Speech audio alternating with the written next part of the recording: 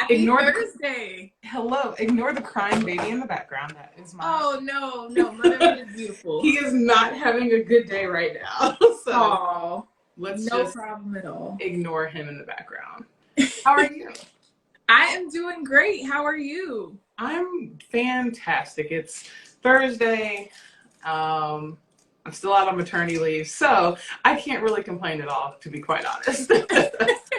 Every day feels like a Saturday. And you recently took a trip, didn't you? Yes, I went to Riviera Maya, right outside of Cancun. Just needed a quick little getaway. I didn't do a baby moon. So we sit, because I was like, I wanted to drink. So there's no point in going to a place where I can't drink, even though they have unlimited drinks. So we decided to wait until after he was born and took him to my parents and let them have him for let him have for a week and let them enjoy grandchild time. I love it. Well, I'm glad you got to enjoy it, whether it was a baby moon or not, And we are going to drink, to your point. You wanted to enjoy some drinks. And so what better way to enjoy drinks than two Black woman-owned games that make space for some drinking responsibly. So actually, for those who may not know, would love for you to just introduce yourself, talk about where you're based, where you're from, and the school you rep. And we'll do that before we get into the amazingness that is the Adventurous Bartender. But first, just want to get to know you. Well, I'm Ashley Yerby. You can find me on Instagram personally at home with Ashley Dawn. I am from Tulsa, Oklahoma, but I currently reside in Houston, Texas. And the school I rep is the Southern University and A&M College in Baton Rouge, Louisiana. If you don't know about the Bayou Classic, it's golden for us. So homecomings are wonderful. HBCU excellence. I love it. Repped it. I played soccer there. So it is definitely like a very, very, very like big space in my heart for Southern University. But that is my university. So that is me in like a little bitty nutshell. I love it. And I'm not going to lie, because I know you and I connected like a few weeks ago. So I was like, was it Southern or Xavier? And I'm not sure if you all are rivals. So I was like, let me make sure I get it right. Southern. It's Southern. Okay. Yes. Awesome. I guess I'll tell a little bit about the game. Do you want me to go into the game a little bit? Okay. So I used to run a walking food tour company that allowed people to go into different restaurants and sample their menus and try different foods, different cocktails, to kind of get them out of their comfort zone a little bit. And we all know if you go out for a night of drinking, it can get really expensive. And then when you start going to these craft cocktail lounges, you see drinks that are $20, $25, and you're like, oh my goodness. I'm like, there's got to be a better way for us to enjoy something that is not just a vodka cranberry at home or even out and about. Like, let's stop drinking vodka cranberry is great. Don't get me wrong. But as I've gotten older, I don't drink just to get drunk. And not to say that I did that before, but I want to have a more elevated experience as I've gotten older. And I know that there's a better way to drink alcohol and spirits and enjoy them in a different way. So as I'm taking people to these different cocktail lounges, I was like, there's got to be a way. So I started researching, like, how do you build like the perfect cocktail? Like, what are some elements of the cocktail that you absolutely need? And that's pretty much how I came up with the Adventurous Bartender. The first set that I ever did was handwritten on some blocks I got from Hobby Lobby. And because I was like, I need to figure out like how this would look and how it would work. And that is how we got to this final version today. Glass jar, pretty clean and simple. And each dice, there's 6 of them, has an element of building your cocktail. So you're going to start out here with your spirits, and that's where you got your gin, your whiskey, rum, vodka, the star of the show if we're going to be 100% on it. Then from there, you move into sugar, which is a way for you to sweeten your drink. So simple syrup, agave, honey, all of those things fall in that category. Another one that is very similar to sugar is your liqueur. They're usually something sweet. So I tell people when you're playing the game, if you want something sweet, definitely roll a dice 2 and 3 in your drink, and you can kind of half them up or figure out what's going to work ratio-wise. You don't want to sweet pick one or the other. Then when we move on to dice number 4, where are you? I'm pretty sure it's my citrus. Nope, it is my... Yes, right? No, where are you? It's, yeah, my citrus is number 4. So that's your lime, tangerine, orange, grapefruit, any of those things in that family. 5 is bitters, which I know a lot of people do not use bitters, don't know what they are. But it's just another way to add a nice aroma to your cocktail, another level of flavors that it's very subtle. It's not super strong, but it's subtle enough to make a difference. And then last but not least, you've got your herb, which I think herbs are a great way to change the flavor of a cocktail any day of the week. So rosemary, basil, mint, thyme, all of those things fall in there. So these 6 dice are a way for you to play the adventurous bartender. Once you get the dice, you don't have to be crazy. You don't have to roll all 6. You can roll 2. You can roll at least 3. That's the best way to build a cocktails, with at least 3, and go from there. Each game does come with this mixology basics guide that allows you to learn how to make some of your more classic cocktails. So like a smash or a punch or a flip. And that kind of guides you through, especially if you're a beginner. Now, if you are adventurous, like I know a lot of people are, you can just roll and freestyle. And the cocktail we're making tonight is definitely a freestyle cocktail, but it's a really good one. It's one of my favorites. I pre-rolled it, and it's something that I've enjoyed making time and time again. It's really easy, really subtle, great for the spring because it involves gin. Gin is a great spirit for the spring and the summer. So yeah, that's the Adventurous Bartender. Let's hear about Pull-Up Cards. Okay, so hey everyone, Liz, the founder of Pull-Up Card Game, proud alumna of the University of Georgia. Go Dogs! It has clearly been a season for UGA. You know, we won the National Football Championship, and then our former quarterback, won the Super Bowl. So for whatever reason, this was our year. But I'm the founder of Pull-Up Card Game, which is a drinking card game for Black alumni. And when I say Black alumni, I know immediately y'all are thinking like, oh yeah, Ashley went to Southern, so HBCUs. Yes, and the whole purpose of the game is to bring together the experiences of Black alumni from HBCUs and PWIs so we can pull up to Black excellence together. So our card game has 9 different categories and topics, 100 cards. When you pick up a card, you answer it, and it's going to bring you back to your dorm room experiences, bring you back to freshman year of college, bring you back to graduation and all of those amazing college days and somewhat funny stories, even some messy experiences. So yeah, that's the concept of the game. And I think that this live is perfect because, you know, we have drinking elements, but we're also grown now. So, you know, we're drinking a little more responsibly than some of our peers were in college. So pull-up does not mean take a shot. We're not called shots. It's called pull-up. So you can take a sip because there are 100 cards that we want you to get through safely. And that's perfect because the drink we're going to make tonight, it's not something that you just chug on. It's something that you sit back and sip and enjoy.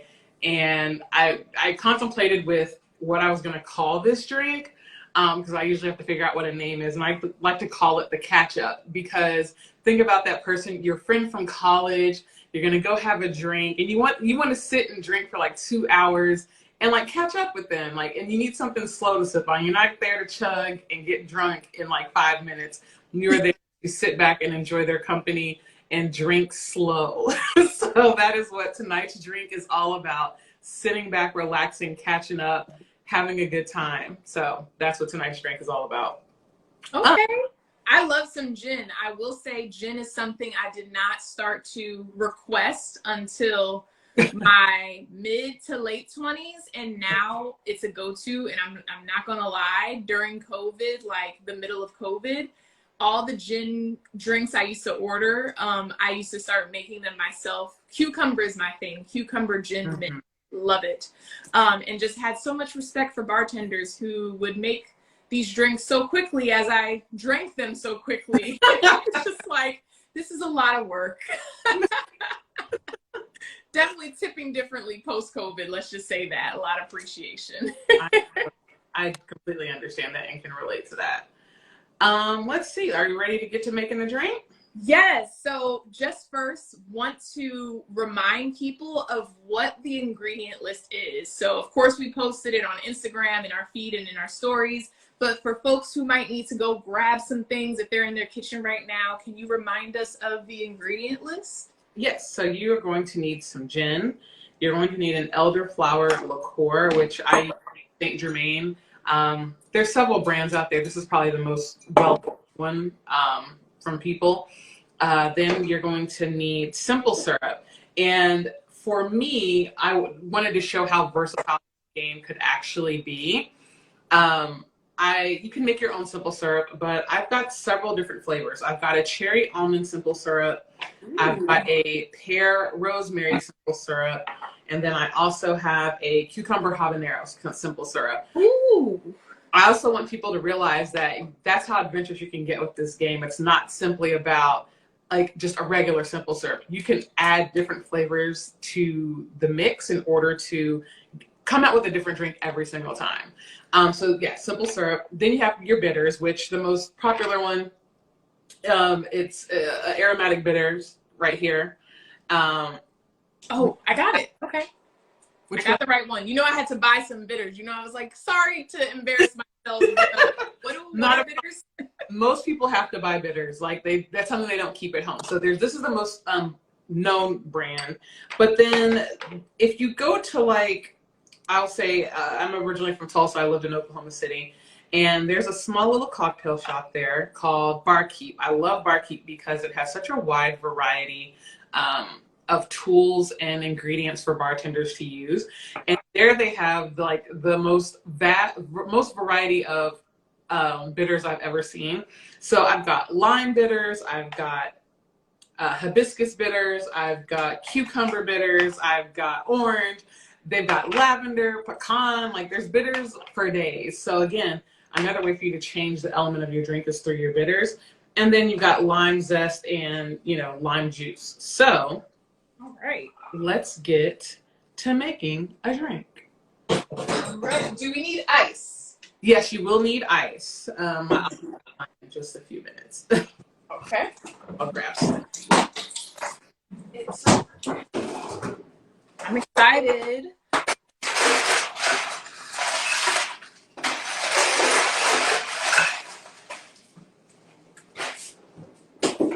Okay. And Ashley, really quick, before we get into making the drink, can you talk just a little bit about how you came up with this like packaging for your product? I know it's really intentional, and for a lot of bartenders, they can tell immediately why it looks like this. But for those who might not be familiar, can you talk about why you chose this packaging? So I wanted something, I like to call the adventurous bartender a functional novelty gift. I like it to be something that, even if you're not someone who drinks, and you might have a bar in your home for when you have visitors and, have get-togethers, it might be something that you just put out there as, decor. But if you wanted to play the game, you definitely could. So yeah, I call it a functional novelty gift in the simple fact that you don't have to use it, but I want it to look nice in your home.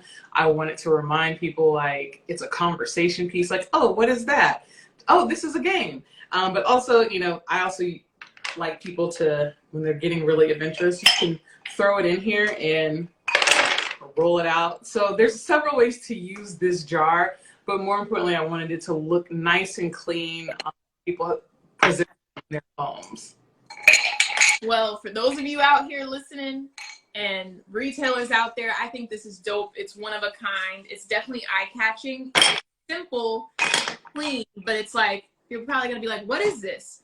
But then at the same time, because it's clear, you automatically get it without having to read the instructions, in my opinion. So I think it's genius, and just wanted to give you props on the packaging before we get into the cocktail making. Thank you. All right, yeah, let's hop into it. So do you have a jigger or do you have a tablespoon measurer? This is called a jigger. It is called a jigger. Yes, it is. Did you know that? I will not look up the history, but I have one of these. Yeah, I have my little cocktail set. I got it all prepared. Okay, perfect. So you're going to take 1.5 ounces of gin. So if yours is not mine has like the measurements inside, so I know. You might have a smaller side and a bigger side. Okay, so you probably do like 1.5 of that smaller side, or kind of eyeball what it looks like on that top, the bigger one. Okay. So yeah, just, but you like gin, so you might want to fill up that. I was like, I'm gonna act like my grandmother with cooking. Just eyeball it. And should I be putting this into a shaker or just my glass? You can put it, so it's either or, but I recommend putting it into your shaker. Okay, perfect.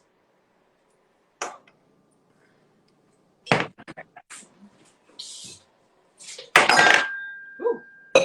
And welcome everyone. We are making cocktails. So if you're joining, feel free to get yourself some gin, simple syrup, limes, bitters, and Saint Germain. Yes.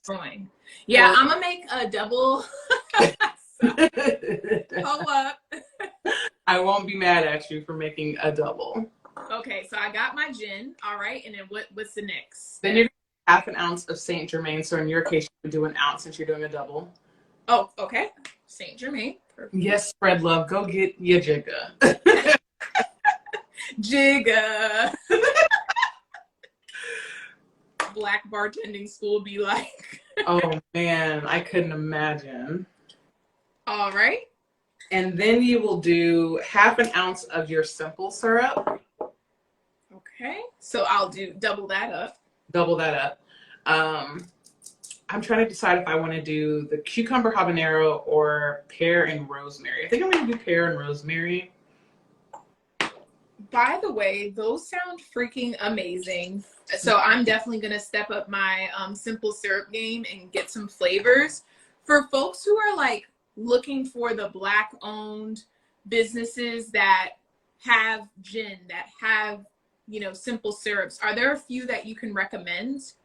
So I will honestly say I am not the greatest at remembering all of them, but if you are in search of a company that could probably point you in the right direction or always like have you like top of mind, forgive my mommy brain. I'm drawing a blank right now, even though for the culture. Oh God. Taste of the culture. There you go. Sean McLeod can definitely point you I can tell you his name, but right now I'm drawing a cold blank on his business. But he can point you in the right direction of anything Black owned when it comes to wine, spirits, accessories. He definitely will be able to share some of those. So Sean, if you're watching or you get to watch this, I hope some people come to you and you've got some recommendations for them. Yeah. Okay. All right. That's in there. Then with your bitters, you're going to do 1 to 3 dashes. I think since I did the pear and rosemary, I'm going to do... Should I do like 6 dashes since I'm doubling? Yeah, since you're doing a double, go ahead and double up on that. Okay. First time I'm ever using bitters, so you've already elevated my cocktail experience. You made me adventurous. I made, that's the whole point. Get adventurous with it. For your lime juice, I recommend going not too strong, because the thing about citrus, it can really change your cocktail and then you kind of have to like rework everything. So I'm gonna do like 1/4 of an ounce, maybe half, just a smidge, not a lot. Okay. And for those of you who are joining, please let us know where you're joining from. I see my cousin Anne-Marie just joined. Hey, Anne-Marie. Hey, Aston Justice. I love me some lime, so I might squeeze a little bit more in there. But you said about 1/4 of an ounce of lime juice? Yeah, about 1/4 of an ounce, maybe half. And if you like lime juice, go ahead and do half since you're doing a double. Okay. Okay. I need to get my little lemon squeezer that I broke during COVID making at-home cocktails. Well, and I'm so glad you're getting a lemon squeezer because that means you're using fresh limes. Fresh citrus definitely makes the difference in your cocktails than like a store-bought lime or lemon juice. Just because of the artificial flavors they put in there to preserve it and make it last for years and years and years. It doesn't do your cocktails any justice. So please, if you can, use fresh citrus juice at all times when making a cocktail. Half the time it'll be, less expensive to buy it fresh. Right. This time of year. And hey, Miss Chatty from Sylvania, Ohio. We love to see it. Okay, we got Georgia, DMV, Houston, Ohio represented. I love it. Okay, so I got my lime in here, fresh. Fresh lime juice, get it in there. And then we're going to shake our cocktails. Alrighty.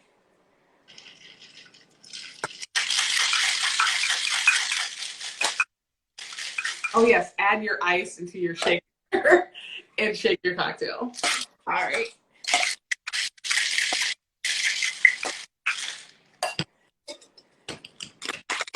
Ooh, okay. Question, is there a trick to getting this thing off? So that's why I don't use those. Or does yours have like the strainer built into it? Yeah. Okay, so yeah, I don't use those because I always struggle. Yeah. I really had to get comfortable with like this method here. Okay. And because I was struggling. It's okay, don't worry. I'm gonna struggle, but I'm gonna shake it first.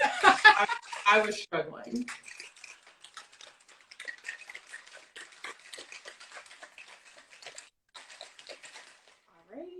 Oh, okay. Not too bad. Not too bad.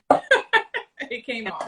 I happen to chill my glass beforehand just because sometimes I do, sometimes I don't. Okay. But the glass, and this is something you don't necessarily have to have ice for. You can, depending on the glass you use. I don't always put ice in this one.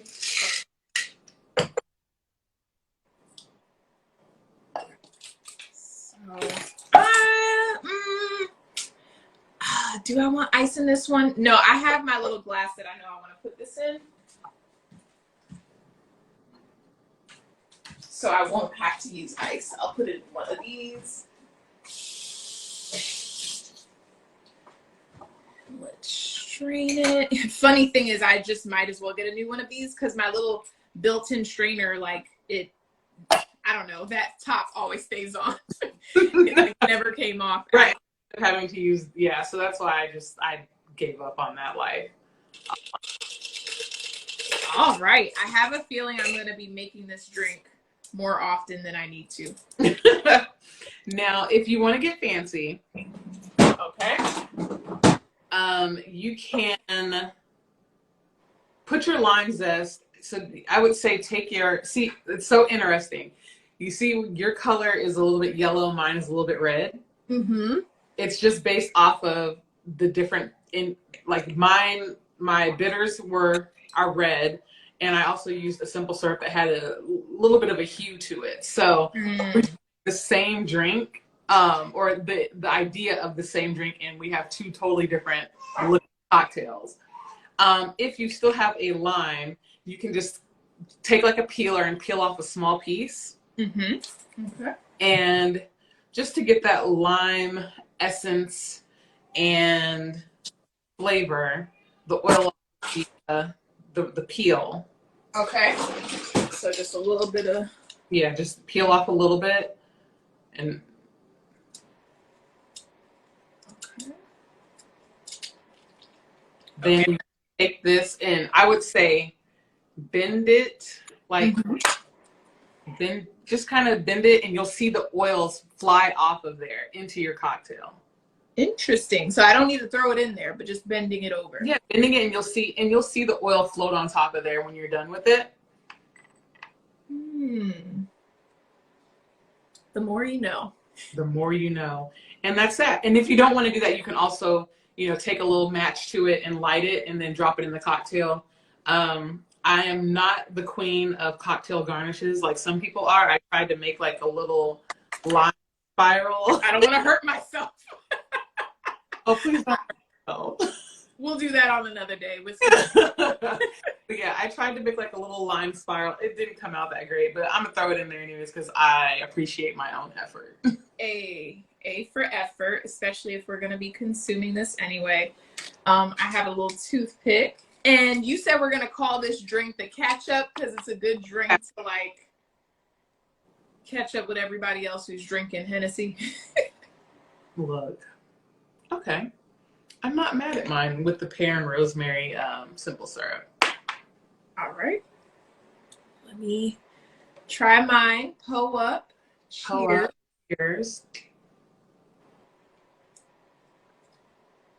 I knew you were going to get me in trouble. So easy to make, yet like the flavor is so good.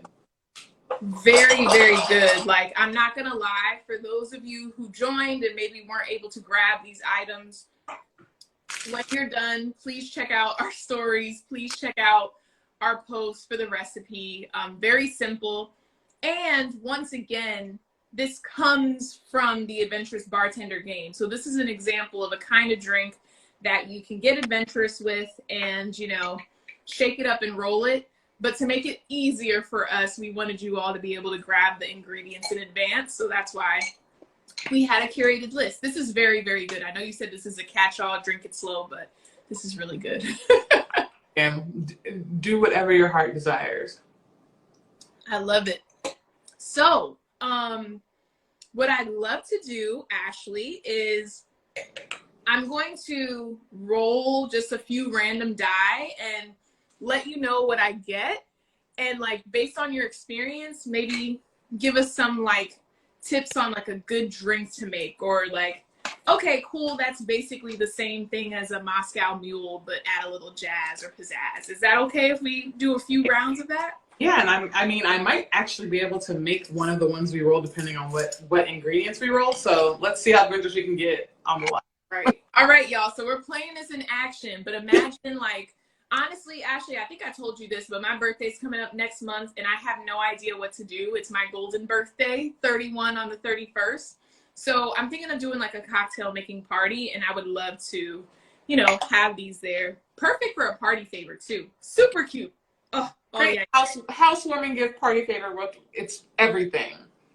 Everything. Okay.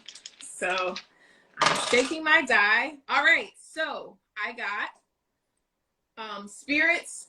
So if it falls face up, that means we just can re-roll. Yeah, just re-roll it. Roll it. Whiskey. Okay. All right. And then I got elderflower. Okay. Do whiskey and elderflower ever go together? They can. They definitely can. It's one of those things where you might have to play around with the flavors. I will say, not every drink that you're going to make is going to be fantastic. It's not going to be the thing that wows you every single time. But whiskey is one of those things is one of the spirits where I don't like to manipulate it too much. So it's something where I would probably mix up like if I roll all 6 dice, I would mix everything except the whiskey and then add it in there, so I'm not doing too much with it. So whiskey and elderflower can definitely go together. Okay. Aromatic bitters. Okay. All right. Jam. Okay. And I do have a black-owned jam to recommend. Trade Street Jam Co. Okay. They have recipes with liquor and cocktail elixirs and stuff like that. So I got jam, tangerine, and cilantro. Okay, that cilantro is definitely interesting. I'm trying to see what jams I have to see if I can duplicate somewhat of what you just rolled. I'm showing people a visual of what I rolled. So once again, y'all, this is honestly a very unique housewarming gift. I know, you know, shout out to all the candle companies out there and, you know, getting a bottle of wine from the store, but I think this just really stands out. And what I love is, you know, you don't want to put this in a chest or in a cabinet. You want to keep it out on your bar or on your coffee table because it blends with the aesthetic of your home. So that's what I love. I'm actually out of whiskey, but I will say with all of the things that you rolled, I would I would mix everything except for the whiskey, and even the cilantro, I would pull that out. And this would be kind of a dry shake because with jam, when it's wet, it still clumps together. So if you have a muddler, you can muddle everything in the bottom and then shake it dry. Then add your ice, give it a nice shake with the whiskey, top it off with some cilantro.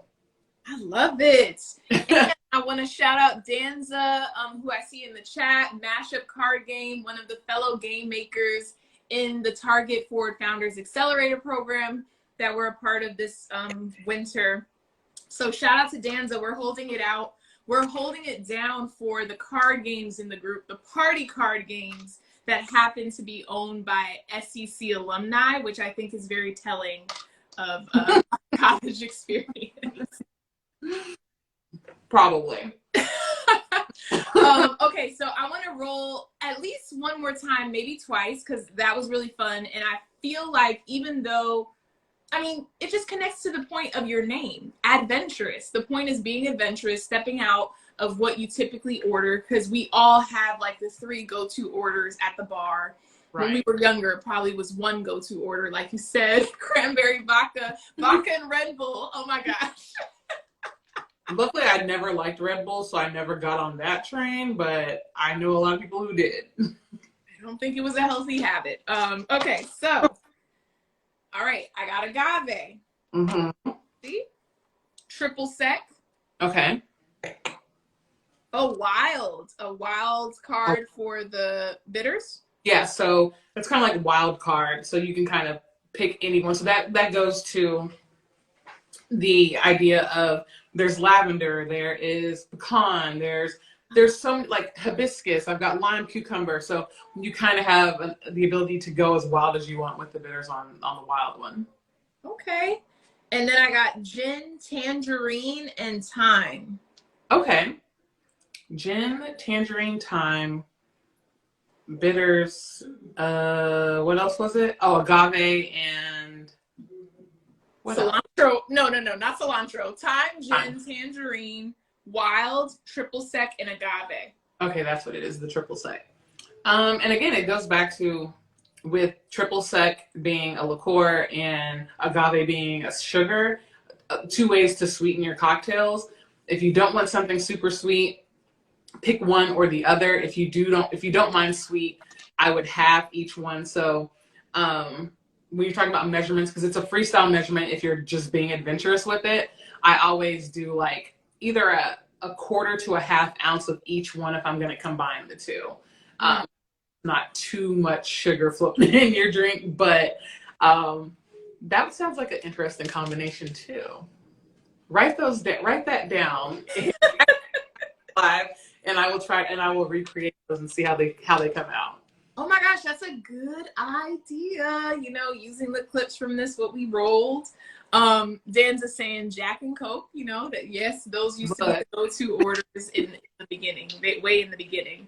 Okay, I'll do one more roll to see what we come up with. And while I'm shaking this up, I do want to say Black-owned gins to consider, because we just went to our liquor store down the street and we were like, do you have this? And they said no.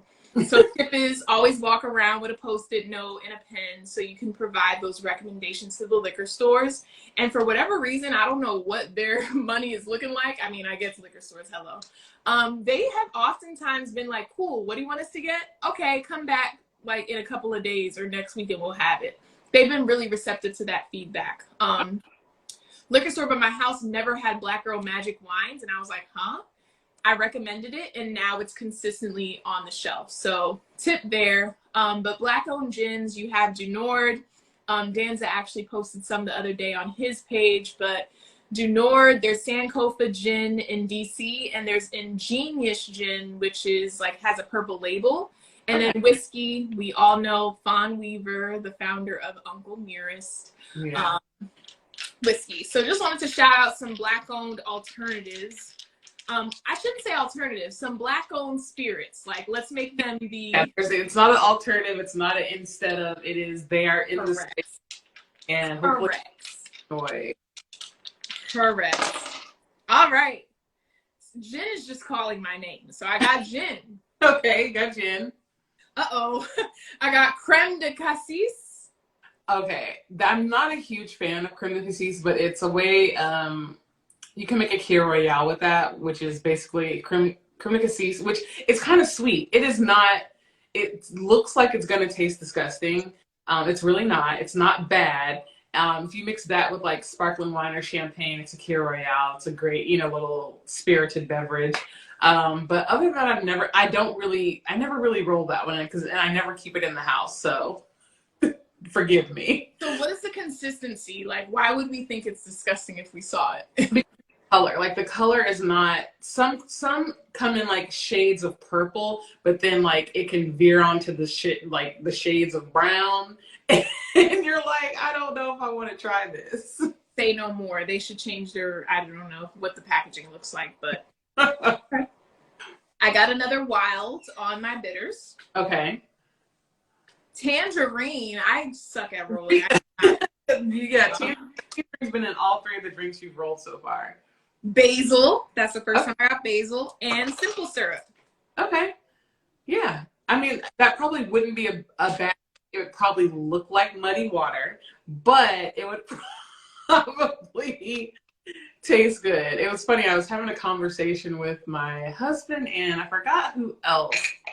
We were talking about like, and like if your drink is like lime green or like bright blue, it's probably not like a legit cocktail. It is probably like just for you to get wasted, versus like most cocktails that you're making with the game are going to come out in shades of red, kind of a yellowy green, you know, a soft yellow, not Kool-Aid colors, but not a natural crystal light color. There you go. Like this color, it's not quite Kool-Aid. It does look a little watermelony, but that's from the bitters. But if yours is coming out, this is lime, but not like a Halloween green, right? But like leprechaun green and like shark berry blue, then you're okay. No hypnotic blues over here. No hypnotic blues. So yeah, that sounds like an interesting combo. I don't know about that one. I've never had hypnotic in my life, so I guess that puts me in that shows my generation. Right. Yeah, no, that'd be an interesting cocktail that you just rolled. Not every cocktail is going to be a good one. I've made a lot of bad ones, like a lot. But you know, you live and you learn, or you re-roll. Like that's pretty much how that works. Just re-roll. Well, I would love to, like, I've been seeing your reels of your cocktails that you're making, and I'm always saving them because I'm like, this looks so good. So I definitely want to see at least one of the ones we rolled tonight on your page. You know, maybe throw pull-up cards next to a, you know, the adventurous bartender. But no, this was good. And I feel like some of these things that we rolled, not some, I feel like it's about being adventurous. And depending on the number of drinks I've had, I might be willing to be more adventurous. So I would try all three at least once. Let me go ahead and try that. So, Ashley, we talked about the game. We talked about you going to Southern University. We made a cocktail based on one of the, you know, recipes you rolled in the past. We also rolled a few at random, and you kind of shared what you would make with the drinks.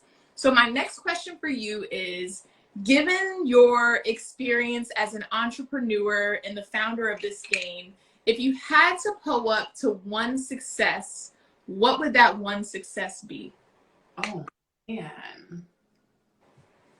I mean, I guess it would be the success of actually putting these ideas that are in my brain into, like, it takes a lot. It's one thing to have an idea. It's a whole nother beast to actually bring it to life.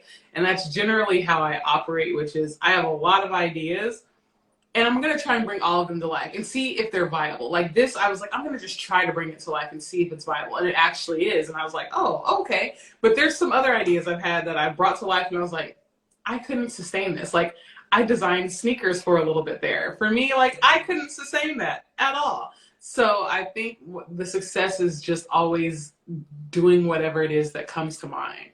At least try it. I mean, you can't, failure, I told this to someone earlier, failure isn't a word that scares me because the term itself is not as negative. It doesn't weigh as much because we fail at things every single day. Like I fail at eating right every day, but I'm going to keep trying and keep trying. But failure is just one of those things where if you don't try, it's a failure. It's not a failure if I'm out here trying every single day to get better, to do more, to take these things in my head and put them out there into the world. The failure isn't if they don't sell or if, you know, I stop. It's the fact that I never even tried to even get started. So that's the success for me. I pull up to the fact of having ideas and bringing them to life. And that's for everybody. I love that. Yeah, like you don't know until you try, and you don't want to always think like, what if I did take that chance? Might as well do it and see how it goes, and at least you'll always be able to say you tried. One ask for you and one ask for people in the chat is, if you created a drink, a cocktail alongside myself and Ashley tonight, please go ahead and post your cocktails in your stories and tag us. If you didn't make a drink and you were just chilling, you know, still, you know, take a selfie, tag us in your stories, let us know you tuned in. And then Ashley, I really want to encourage you. The next time Target Forward Founders has an application, I really want to encourage you to apply. I feel like what you have is very unique and one of a kind, and I can see you on the shelves one day. And I know I'm saying that I'm not on Target shelves yet, but I just feel like you should go for it because they're emphasizing that they want something niche, they want something different, and I feel like this is awesome. So I just want you so much. It's so funny because when I think of like, when I see things like your card game, I'm like, huh, that's creative. Like, I would buy that in the store. Why isn't it in the store? But I never think about that when it comes to like my own game. I'm kind of like, you know, I'm just selling it out of my house right now. Like, it's not something that I've ever really like thought about taking to like retailers, but people say I should all the time, and I'm just like, okay. But I never think about it, and maybe because I applied to Shark Tank and they never responded. After that, I was like, you know, I'm gonna just sit back and chill and sell these online off my website and chill out.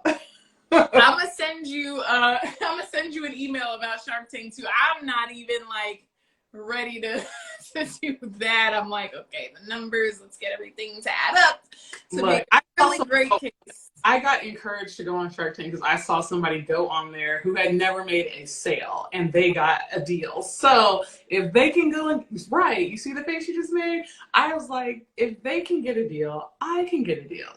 But then way to look at it. Y'all, look at this long and hard. I'm telling you, it's where it's at. I see it. So now, Ashley, you know what time it is. And also want to shout out Dr. Toya from By Default, a Black, you know, directory online, Howard grad. Definitely has been doing the great work of highlighting Black brands. And Danza said that the adventurous bartender would kill it in retail. I agree. Awesome. I appreciate all the encouragement today. I appreciate this. But now, all right, so we're gonna pull some cards at random. We're gonna see how this Southern University experience was. You know, we have an LSU alum in the chat, so I know y'all weren't, you know, too far, right, from each other? Steps away from each other. Steps away from each other. So this is a great example of, you know, not being too far away. And yeah, you had some unique experiences, but you know, the Black experience united is just like, nothing gets better than that. So I'm gonna pull a few cards. I'll never forget going to, I forgot the name of the bar on LSU's campus. And this was like many moons ago. I don't know if they still do it, but on Friday night you paid $5 and they gave you a red Solo cup and you could drink all you could drink for like a couple of hours, like from like 8 to 10. Oh my gosh. Right. Then I remember I used to work in radio, and one of the clubs I worked at, our remotes, yep, it was called Fred's. $5 red Solo cup, go all night on Friday. And then when I worked in radio, there was a bar where every Wednesday from 5 to 10 was dollar shot night. First of all, why did every university, I don't know about the big cities, like Dr. Toya, let us know if Howard had a place with dollar shots. I don't know if you were in a big city, if you would even be able to do that, but like, that is universal. Dollar shots, that's one of our cards. Like, pull up once if you had a place where you could get shots for $1. Coin night. Coin night was big. Like, you get a drink for any coin, so you could drop a penny and you're going to get yourself a drink. Fred's was definitely what it was called, mashed up cards. I'm wondering how the economics of that worked out, but clearly it did. Who knows what they were giving us? Right. Taka. Okay, so we're right into it. So the card is a just saying category. Around the room, sing a song most likely to break the floorboards at a house party. Since it's the two of us, it'll just be the two of us. And for those of you who are joining in the chat, let us know, what is a song that you feel like is most likely to break the floorboards at a house party? Oh. Well, seeing as I was in Baton Rouge, Louisiana, I'm going to just go with any Boosie song. So, Set It Off. That literally came. You want to talk? That literally. There you go. Okay. For me, I was in Georgia, not too far from Louisiana, but a slightly different culture. Lots of similarities, lots of differences. I'm going to say, I always go to Waka Flocka, and I'm trying not to because my boyfriend's like, stop doing that same song every time. But it is what it is. Ivan, come, tell me, what song should I do? What song is most likely to break the floorboards at a house party? From the windows to the wall. Yeah. To the sweat drop down, man. All these. All ski. All right. Hey, that's it. Is that going to break the floorboards? Okay. That's what I get for calling in help. Yeah, sometimes your help just have you looking baffled, but that was a good one. That was a good one. I'm going to drink to that one, too. Okay, drink to it all. That's the whole point. Okay, so next card. Okay, I touched on this a little bit earlier. Who is your school's biggest rival? Oh, Grambling University. They roll out onto the field. So yeah, it's real. Hey, Subtle Vision. Welcome. Let us know where you're tuning in from, what you're drinking, what school you rep. Okay, so Grambling is your biggest rival. And where is Grambling located? It's in Ruston, Louisiana. It's like North Louisiana. Yeah, we just going. So UGA, well, first I want to say this. I am so excited for HBCUs to take over this football thing like it was supposed to be from the beginning. Right. So shout out to Deion Sanders, everything that he's doing with Jackson State, because it's been time and I cannot wait for folks to be mad as hell at what should have been the case to begin with. Right. So all of that being said, we know that the SEC is like football all day, every day. And so we have a lot of rivals, but I'm going to keep it in state. And I'm going to say Georgia Tech is a rival of UGA. And it gets really nasty. Like the what we say is like, oh, you guys are just some nerds and da-da-da-da. But we have a lot of rivals. Florida, we talk about their mullets and their jean shorts. Alabama, just horrible. Just Alabama, just in general. They were mad that they lost, clearly. Alabama's everybody's rival in football, I feel like. Right. Auburn is we're the Deep South's oldest rivalry, but I feel like we don't really worry about it. Maybe when Cam Newton was at Auburn, we were like, oh, yeah, that's a rival. But all that being said, there are a lot. They're not thought about right now, so it's okay. Subtle Vision said, from Philly drinking rum punch. Okay, right. I love that. Please, Subtle Vision, take a photo of your drink if you want to, show yourself in it, and tag the adventurous bartender and pull up cards so we can, repost.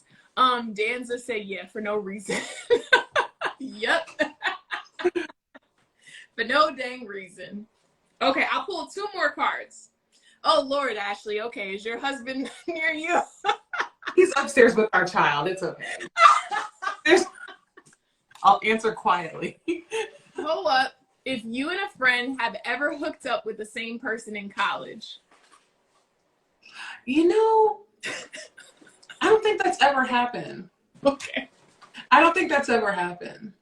I have a very different taste from my friends, but I don't think that ever happened. Okay. If it did happen, I definitely don't know about it. So we'll start there.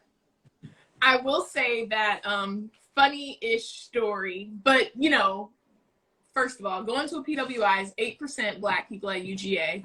An even smaller percentage of Black men, for those who still prefer to date Black men. And so it would happen a lot where you would like meet a girl for the first time, be like, yeah, let's be friends. So who you talking to? And then it's like, oh, we've either talked to the same person or currently. And so slim pickings, slim pickings. Slim pickings, basically. So that definitely happened to me and one of my line sisters, now line sisters, before we made it online, where we found that out. And it was also kind of weird because she's my front, which means this guy clearly had a thing for like tall girls that had natural hair. So it's like, okay. It's like, okay. Like, we don't look all the way alike, but you know, we definitely have that in common. So it was no hard feelings, clearly, because it was like, okay, whatever. We're at UGA, it's not a lot of people, but it's definitely happened in that sense, I will say. It is what it is. It is what it is. College days. More stories to tell. Okay, last question. What's one org that students would join for clout on campus? Ooh. First of all, I haven't been in college since 2000 and like I graduated in 2007. So let me think. Can I even remember any organization? Oh gosh, I can't think. I can answer that one first, as you think. Okay. So UGA, we had the Arch Society. It was like literally maybe only a dozen people on campus. I think you had to be a sophomore or higher to attend. And the Arch Society, what did they do exactly? I don't know. They gave people tours of the campus. But it was just seen to be very elite. And so you would join, but it's like, what are you doing with that on your resume? I was a part of the Arch Society. Well, no one's going to know what that means unless they went to UGA. I think they also were like the people, when there were like big fancy events, the Arch Society would host those events and like show people, hey, I represent UGA and these are the people who go there. The other organization I would say, so Arch Society was definitely one of those. I don't know if I'm going to say this is for clout, but orientation leaders definitely had a certain like personality profile. I'm still trying to think because really and truly, like, I don't want to say SGA because that's like, that actually means something, but really and truly, like, people were running for, you know, they were going out to SGA or like our women's association or something like that because like it could tie them into like Greek life and things like that. So those things were the case. I will say it wasn't necessarily an organization, but every Wednesday we had a thing at Southern, and it still happens. It's called Pretty Wednesday.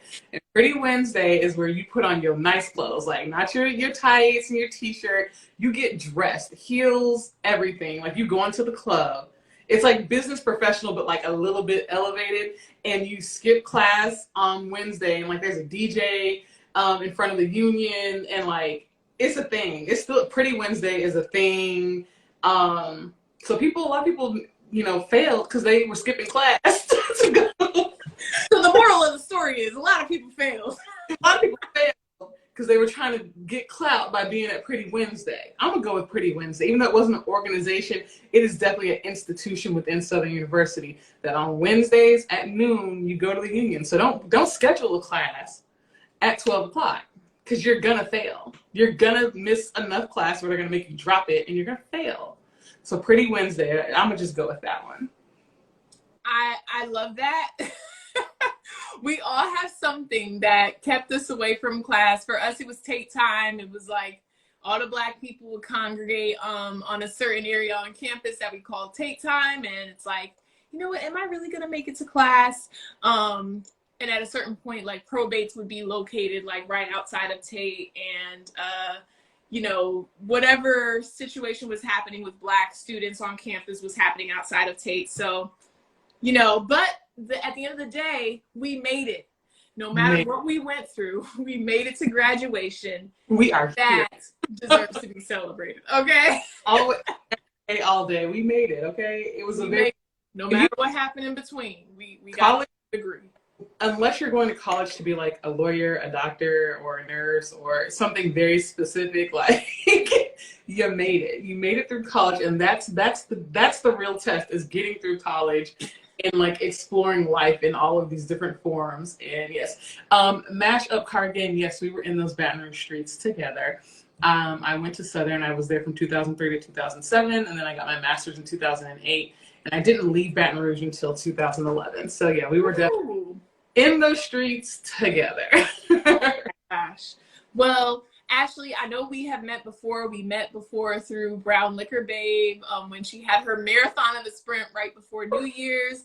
You and I connected one-on-one. I cannot wait to, come down to Houston and you could show me all the great places to eat, cocktails. We could play the game in person. And same, if you're in the DMV, please let me know. But I know you're a new mom, so that might be a little while. Like, we're going to strap this baby on our back and keep it moving. Like, I love to travel. It is very much like my husband and I both love to travel. So we don't mind solo travel. So you might see me there soon. And then you think, like, where's your baby? And I'm going to be like, he's no judgment. There are a lot of great festivals coming up. We got Broccoli Fest coming up in May. Roots Picnic in Philly is happening in June. It's a lot of good lineups. So before we close out, what I always love to ask our guests is, what is one way that we can support the adventurous bartender that would be intentional for you and your brand? In addition to buying your game, in addition to following you on Instagram, because I hope those are givens, but what's one intentional way that we can support your brand? I think always just, even in conversation with people, when you're talking about, I know that that's a big topic amongst people, is how do they support Black businesses, small Black businesses, women-owned businesses. It's one of those things where if someone's like, I'm trying to figure out, like you said, I'm trying to figure out a gift for something. Say, hey, I heard about this game, and immediately go to your Instagram and share the profile, because we all have Instagram. And immediately go there and share the profile, share the website. Those things will then give people an idea of who I am, what I'm doing. That's usually about it. Share, my content that I'm posting. That way, sharing does a lot. As a matter of fact, someone shared something that I posted, and I've gotten a few calls from some bigger people about some things up. And it's just as simple as a referral. And I don't even know who it was who referred me, but it's just one of those things where if you just keep my name in the conversation, something good is going to happen. The power of word of mouth, Yeah. Say networking. It doesn't always have to be someone you know personally. And right. I think when you keep doing what you do, when you have something unique, when you keep up a presence, those are going to be the people who are top of mind. So like I said, please, the only favor I ask of you, please apply to one of the Target Accelerator programs. I really do see it for you. I'm not perfect, so I had a lot of people review my application and things like that, but I'm happy to do whatever, because I really do see this. I really do see it for the adventurous bartender. This is so dope and unique. I've never seen anything like it, and yeah, looking forward to continuing to collaborate and stay in touch. Awesome. I'm so grateful that we did meet on that marathon of the live, because I've met some other great people from there, but being able to actually collaborate and bring something to people so they can see who both of us are and how well these are two different games, but we were able to we played both games in an hour. What a powerful combination that is. So I'm very grateful that you and I were able to get together today to do this. And I hope we are able to do it in the future. And then maybe one day even in person.